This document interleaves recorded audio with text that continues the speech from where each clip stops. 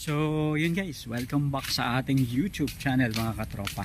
So sa mga katropa natin na mga magbababoy, mga hog racer, ayun, welcome sa ating channel. So ngayong araw na to guys, bibisitahin lang natin yung baboyan at titingnan natin kung gaano na ba kalaki itong mga nasa grower stage na mga alagang baboy. At syempre magkano na yung nakukonsumo nila, magkano na yung nagagastos nila, at magkano kaya ang pwedeng kitain dyan. So tara, pag-usapan natin yan mga katropa, dito lang sa Kabady Mo Ko YouTube channel. Ayun o.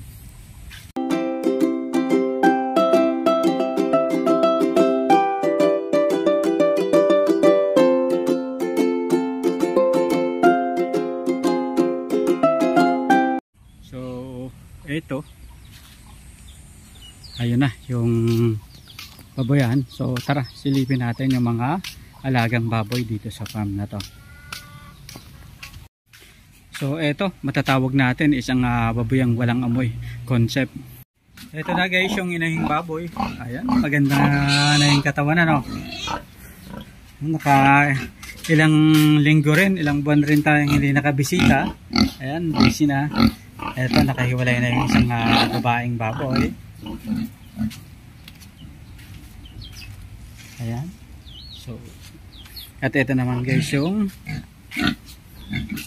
apat na partner. So ito guys, nag-range na yung timbang nito. Estimated siguro mga 70 kilos. Pinakamababa dito guys siguro mga 65. Ayan. So naglalaro na to sa 65 kilos to 73. Mga ganyan. Ito yung pinakamalaki. So etong papalitan to kapag naibenta sila. Usually yung usual practice ng mga katropa na agracer, mga magbababoy, kapag naibenta na yung baboy, kapag umani na sa 4 months na pag-aalaga, benta na yung mga alagang baboy. Eto na guys, pag-usapan na natin magkano na nga ba yung nagigastos ngayon sa mga pakain sa baboy.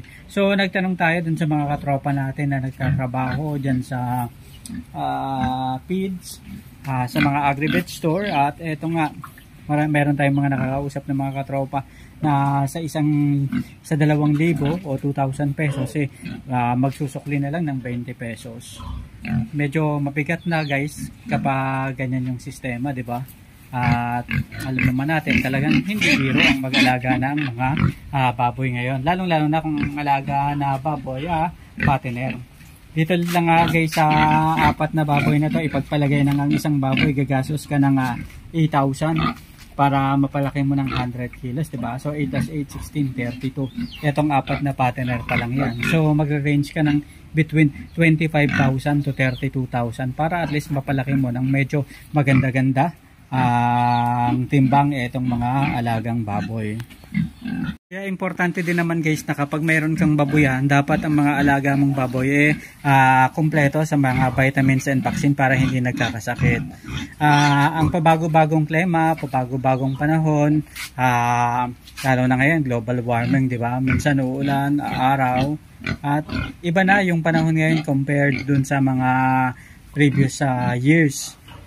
Kaya importante guys na yung mga baboy natin at least binibigyan natin ng vitamin B complex at iron. Pwede rin kahit vitamin B complex na lang o kahit yung mga nasa sachet na mabibili natin sa mga suking tindahan, ayos na yon. Iba pa rin guys yung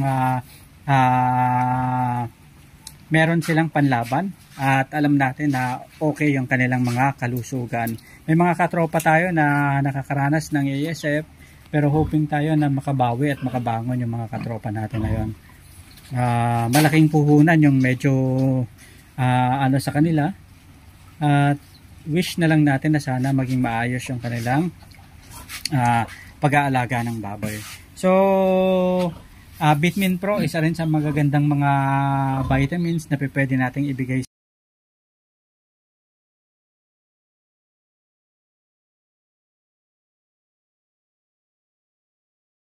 Ngayon guys sa Bicol ay base dun sa mga katropa natin nagre-range ng 150 to 160. So ipagpalagay na natin guys na 160 ang per kilo.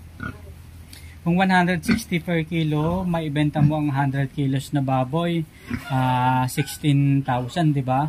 So kagastos ka sa feeds ng mga 8K o 9K, 8,000. Nabili mo yung baboy ng 3,500.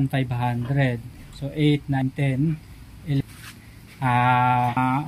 Sa mga bakuna, sa kung may nag-aalala. Siyempre yung kulungan dapat ilagay mo rin. Hindi na nga nangyayari, nagiging libre na. Ganon din yung labor cost. 100 kilos at ganon lang yung magagastos mo. At least kita ka pa rin.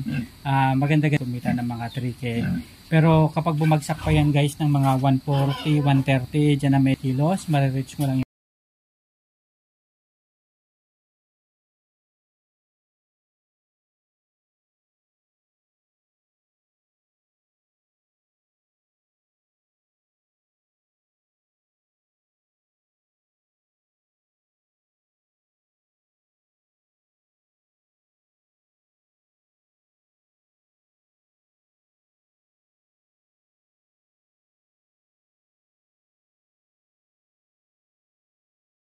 na 100 kilos talaga lagi yung tinatarget natin sa mga alagang baboy natin. Kasi sa 100 kilos guys, yun yung makakatiyak ka na maganda yung timbangan. Sulit yung kita sa pag-aalaga. Since marireach mo lang naman yan, kung nag-range na ng 80 kilos yung mga alagang baboy, madali mo nang ma-reach yung 100 kilos. Kung konting panahon na lang ng pag-aalaga, yun lang nga guys, sa panahon na kailangan gusto mong ma-reach yung alagang baboy, kailangan yung dagdag na pakain sa yung mga alaga. Ganon din yung instead mo, kailangan mo lang dagdagan pa. Minsan pwede mong paabutin ng 2.75 kilos per day hanggang 3 kilos per day. O depende sa iyo kung paano mo dinidiskartehan ang iyong baboyan. Meron namang pagkakataon na pwedeng lumaki yung baboy ng malaking malaki basta patagalin mo pa yung pag-aalaga. Kahit na medyo mahina yung pagkain mo, kahit na sabihin mong 2 kilo per day lang or 2.2 kilos, maaari yung lumaki at ma-reach na yung 100 kilos. Kaya lang, kailangan mas matagal yung pag-aalaga. Pero kung gusto mo talaga ng mabilisan, kailangan mo rin talaga dagdagan yung pagkain sa yung mga alagang baboy. Usually guys, talagang mabigatan na kung 3 kilos per day ang nakukonsumo ng isang fattener na katulad nito, ilang days lang guys yung isang sako ng feeds. Katulad dito kung yung ipagpalagay na ang 10 kilos 3 araw, di ba? So yung 40 kilos na feeds 3 araw para sa 4 na baboy. Ibig sabihin 3.5 days to 4 days lang ang isang sako ng feeds para maubos na itong mga baboy na to.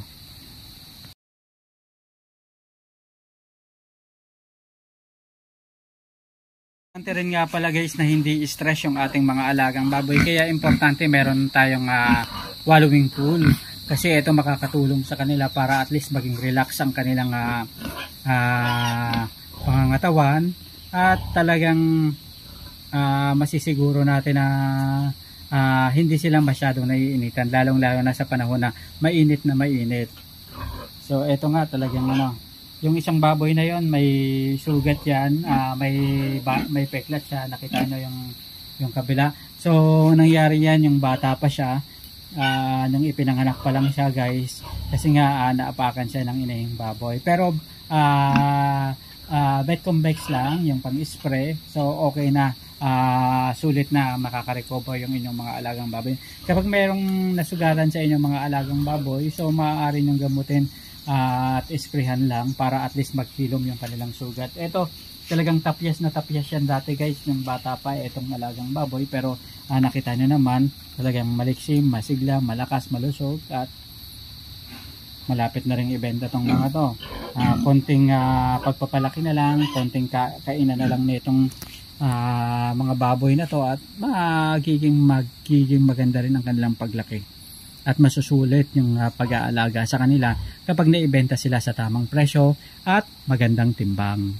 Guys, maraming salamat sa pagsama sa atin ngayong araw na to. Isa na namang kwentuhan dito pa rin sa Kabady Mo YouTube channel. Sama-sama tayong matuto, magnegosyo at umasenso. Hanggang sa muli mga katropa, maraming salamat at paalam.